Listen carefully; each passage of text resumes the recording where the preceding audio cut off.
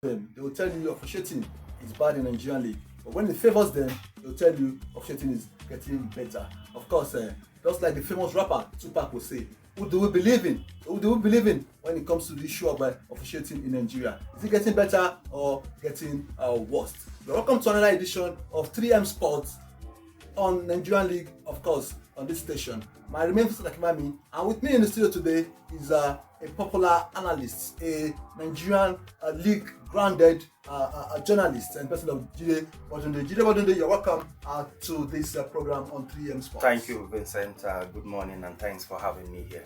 Yes, of course, we're going to talk to you about Nigerian League in this segment, and of course we are actually going to be looking at the situation in the Nigerian League. Of course, 3M, so like I said, talks more of the Nigerian League, and we want you, of course, to subscribe and like this station so that you can constantly get reports on the Nigerian League, know the players, know the coaches, and know, of course, the happenings in the league to promote Nigerian League to the rest of the world. And let's quickly go straight, of course, to the happenings in the Nigerian Premier League. Of course, you know, the Nigerian National League is yet to start, and of course, the NLO, of course, also it's also on break, except for the under 19 league, which is all like on. And we also be looking at all that as time go as with the time. Of course, let's now at the moment, Nigeria Premier League is in the week 9, and we have two teams yet to lose a match, and they both played this weekend. We saw them also telling themselves that no, I will not lose a match to you. The match ended 1-1 between Rivers United and El Kanemi. The two teams are yet to lose the match. We'll be looking at these two sides, the matches they played, and then of course for El Kanemi, they've had 5 away draws, and of course 3 home draws and just only 1 home win. And I think that's a good one, like I might say. And for Rivers United also, they've had 2 away draws, 1 home draw, and of course 4 home win and 2 away win, also giving them 21 points to be topping the table. The result for the week 9 matches, of course, goes thus: Rangers 0-1, Academy 0, Rangers 0, Academy 0. We saw these two teams playing a 1-1 draw in that particular match, and the other matches actually that went on. Katsina playing a 1 draw with Tornadoes. Ben Insurance lost at home to Abia Warriors. Of course, Plateau defeated Sunshine 3-0, and the 3SC defeated Aqua United 2-1. And Yimba, of course, also defeated Ikorodu 2-1. And we saw National United beating Kano Pillars in that controversial match. We'll talk about that later. 1-0. Atlanta 1, Remo 0. And of course, today we're watching Lobby playing Bayelsa, and Kwara will be hosting Rangers. Jide, so far, we've seen a team like Rangers who last year did so well, scoring goals in every match. Absolutely. And of course, so far struggling to score goals, and they've only scored they score only 1 goal per match. Except from that match, they lost 3-4 to Kano Pillars, where they scored 3 goals. The other matches, they struggled to score goals. What really happened to Rangers? Well, as far as I'm concerned, nothing happened. Football happened. Perhaps other clubs may have found Rangers out. You want to look at the fact that they lost one of their key players last season, the person of Kaduna-based Godwin Obaje. I think he went to one of these African countries. I can't really place it, but I heard he's back and should be back in action for Rangers anytime soon. But naturally, when you this idea of miss the services of such a top striker, it's natural for the team to. The idea of bringing in so many players at the end of the season, they want it's not peculiar to. And they brought about 30-40 new players. Yeah, not peculiar to Rangers alone. But I think if you study carefully the lineup of Rangers, you would see that on every match day, they have nothing less than 6, 7, 8 players from last season. So when you have about 70% of your old players, I think for me, it's not. But there's still this problem of new. Having new players, trying to juggle them during training, trying to see who can. Like there'll be a distortion when you have so many new players. Also in training ground, absolutely, it will affect your build up towards your matches. Yeah, like I was trying to say earlier on, it's not peculiar to Rangers alone. You look at other clubs, some of them they have as much as 20 players. Like Heartland, I was told, Amonike brought in 30 new players. And the reason why they struggled for the first 4 games of the season. But it's good to see Heartland back to winning ways. Defeated Remo Stars yesterday. That was one result I wouldn't have correctly predicted. Looking at Remo's form this season, one would have thought, okay, maybe Remo would have picked 1 point off that match, but we saw Heartland winning that game. They also got a win against Niger Tornadoes. That was their first win of the season. So I hope in time to come, these clubs would know the importance Squad of keeping this player. But it's also difficult alone. Difficult in the sense that you and I were talking about Jephthah, the former Tornadoes player, who is doing so well in the Flying Eagles color now. Scored about 8 goals or so for Niger Tornadoes last season. We all saw him live in Kaduna last season. Now he's with Enyimba. Remember, before the start of the season, there was this transfer tussle between Rangers and Enyimba. Eventually, Enyimba had their way and all of that. He scored a couple of goals too in the league and 3 goals in the Flying Eagles color. By January, you might see him in the Egyptian league, in the league in Rwanda. I really don't want to use that word, obscure leagues, but then these players are going for the money. Imagine a Tanzanian team offering him $10,000. That's about 17 million a month. That's one money no Nigerian club would pay him a full calendar year. So sometimes you don't blame this. By the time we start doing football like business, I think our club will start generating, making profit, and of course, and maybe pay these players well. But let's go to the main issue of the day, talking about officiating. The first 4 weeks, of course, we saw away matches, and people were saying, yeah, officiating has improved in Nigeria. Absolutely. And after week 4, we saw some matches, you saw complaints, little complaints here and there. The major one is now the one, of course, between Nasarawa and Kano Pillars just over the weekend, where Ahmed Musa himself, former international, playing for Kano Pillars right now, talked about the goal scored by Nasarawa United, claiming it was an offside. And one will have said that Ahmed Musa will unfortunately kept quiet.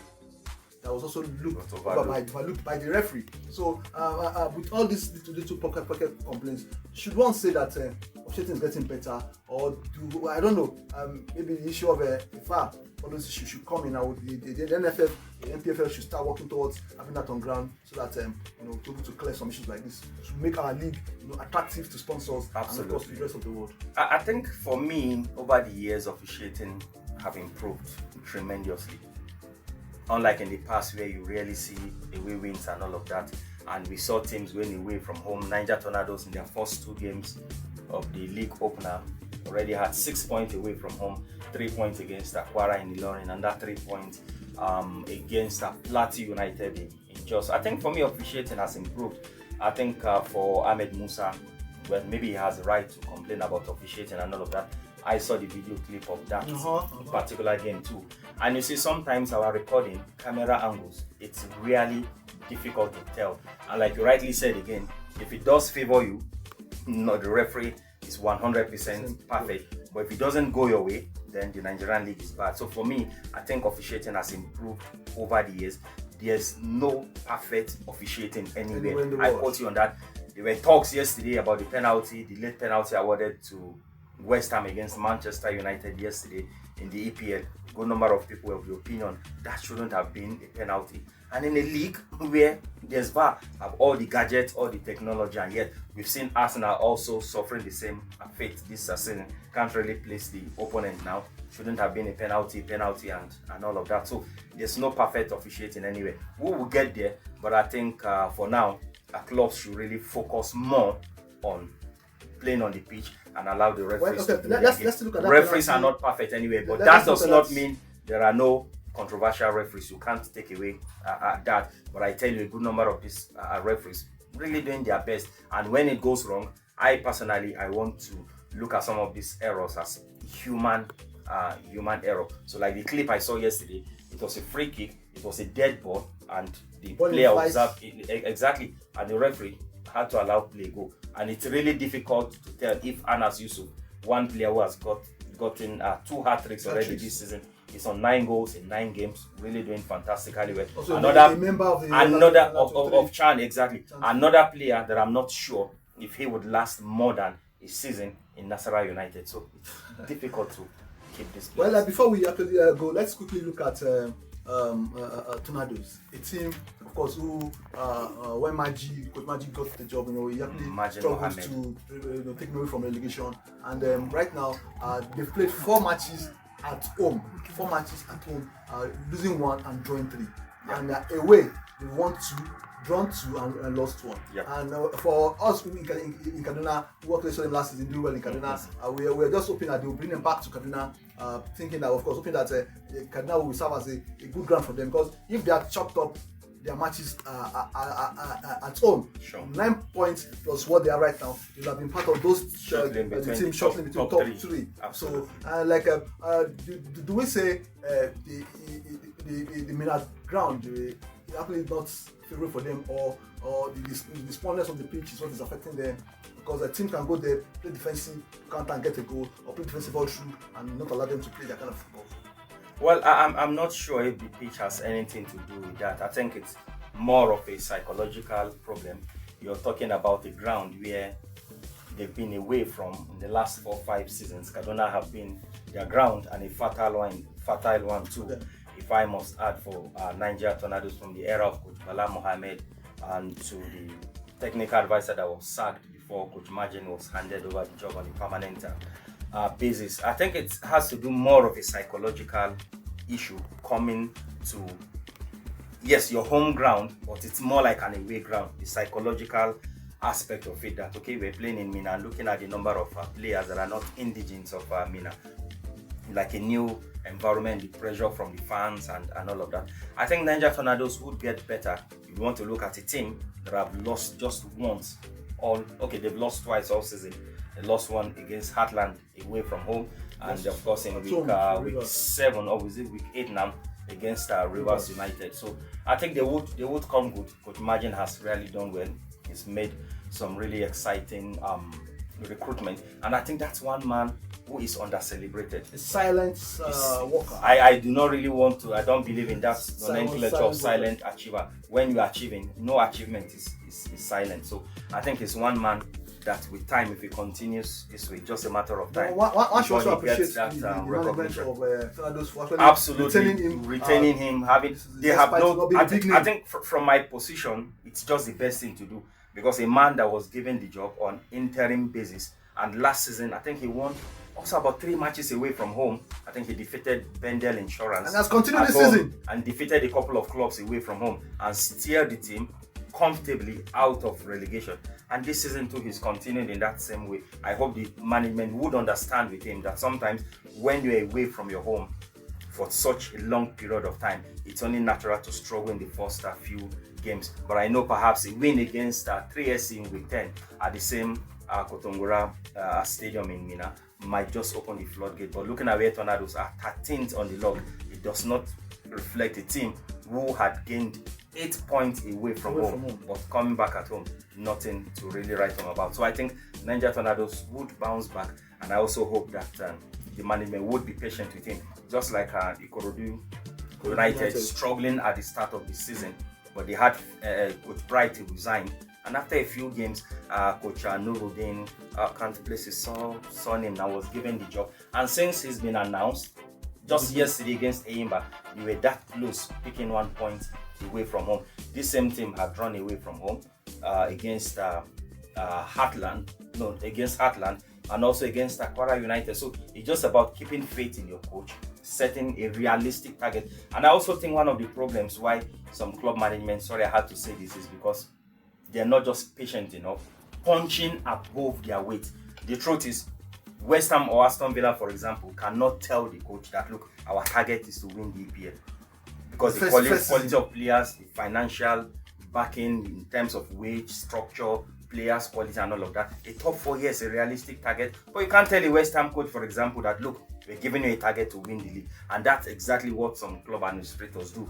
They put these coaches on due pressure, unnecessary pressure, and at the end of the day, it takes a whole lot from them. Let's look at 3SC. Of course, good coach Ogogote. Last season we saw a very good side. One of the teams actually tipped into winning the league this season. Picked late in the second round of the league. Right now they brought in very few players, and of course they've been playing well. But so far they've been struggling. Not sure if they've scored in. They got 2 goals yesterday. Yeah. And I think perhaps with those 2 goals, 3SC have scored less than 10 goals in 9 games. I want to say that maybe with time, a team like 3SC, who of course had a good squad management absolutely policy, and they probably might full backing of the management, to free hand for the coach to bring in players Yes, of yeah. his choice. So like just like Coach Lanawaju of Enyimba, Coach Coach Yema. Yema Yeah. said, the league I is think just starting. he should be The the league youngest is just coach starting, at yeah, just he's the youngest. 36 or Yeah, so. the league is just starting, and we still have a long way to go. So at the Yeah, moment, it's a you can't say marathon. 9 it's, out of it's- 38. Yes, so you can't say 29 more Rivers to go. or Remo are there already because other teams are picking up, and that is the problem that we keep talking about squad management. If you have a good squad management policy, the team will Absolutely. start well from the beginning. I think I'm pretty sure- Rivers United is another side that made a whole lot of recruitment because they lost top quality players last season, like Augustine, who is presently with Simba FC of Tanzania, Mwagwa too, former Kano Pillars talisman. Also, the captain of the side last season got a couple of goals too. I think he's joined another Arab country also, and a couple of players too. And you have Andy Okwetu transfer tussle. He wants to leave, he doesn't want to leave, and all of that. So I think Rivers also lost a couple of players. Maybe if they need this magic, yeah. backing of Which management failed too. to use an And the now, national team. well, I think I do not want to go Go there, to that but I side. think you don't judge a coach based By on just those, 2 friendly games and 2 competitive games. So I think I wouldn't judge the quality of Finidi George with those games. Well, but before we go, let's quickly look at another segment, that is the national team segment, and we'll just quickly look at the performance of our girls under 17 World Cup team. Of course, they just lost to USA, and of course they started well, and of course also our under 21 national team playing in at the moment in the finals, of course, of the WAFU B, of course the AFCON qualifiers for the World Cup coming up in Chile next year. Then in the finals, defeated Nigeria 3-1 yesterday. And of course, but the major issue we're looking at right now would be that of the CAF verdict on Nigeria. 3.3 goals to Nigeria. A lot of people thought otherwise before now. I think some of us knew that yes, it's going to be 3 goals to Nigeria, and of course it came. Libya have gone to, of course, to protest against CAF to appeal the judgment. What do you think will be the outcome of that? Well, they have a right to appeal. Nothing wrong to appeal, especially when you're not pleased with that. But I think what is subjected the Nigerian national team to so inhumane, and you really do not wish for that, diverting a flight that was almost landed. If not for the expertise of the Libyan pilot, it would have been a different ball game. But I'm surprised that some Nigerians still somehow taking sides with the Libyan team because of some pictures they posted when they came to Nigeria to play here. And I think if you have been following the national team in every category, both the male, female national team and the underage category too, Nigeria is one of the best hosts you can find anywhere. So they brought up pictures and all of that. And some Nigerians, I mean, are in support of that Nigeria got for the Libya, same treatment they meted out for the Libya issue. The Libyan national team actually went on their own to stop in Port Harcourt. In Port Harcourt and the against Nigerian F actually wanted them to take a flight to Uyo, but they said they preferred to go on road. So and quickly they provided them the best of security and all that. You saw their antics even on the pitch of play, falling down at the slightest touch and all of that. And we had to wait until almost the finishing moment of that game before the Lazio midfielder Bashiru Dele eventually broke. Talking about the CAF decision for me, perfect. 3.3 goals and the final was the fact that they said they were going to take a revenge on what we never did before they left Nigeria. Well, I saw stories flying, but I didn't know if it emanated. They said it before they left Nigeria. It was everywhere. Okay. That when we get back No, but sometimes if it's everywhere, it does not mean it emanated. It was obvious. They said it. They were going to pay us back in our coin. Of course, it was then that we never did anything to them. And since they said it and they actually eventually did it, they went too far. It was coin that went too far. We'll be talking more about each national teams in our next edition. I want to say thank you for staying glued with this station, 3M Sports, and want you, like I said, to subscribe to this station for more on Nigerian Football League, and also click like so that you can get more stories concerning Nigerian football. And I think I want to say thank you also to my guest Jide Bodide for those my pleasure always. And I have to talk to continue to tune up to 3M Sport for more on Nigerian League. See you next on 3M Sport.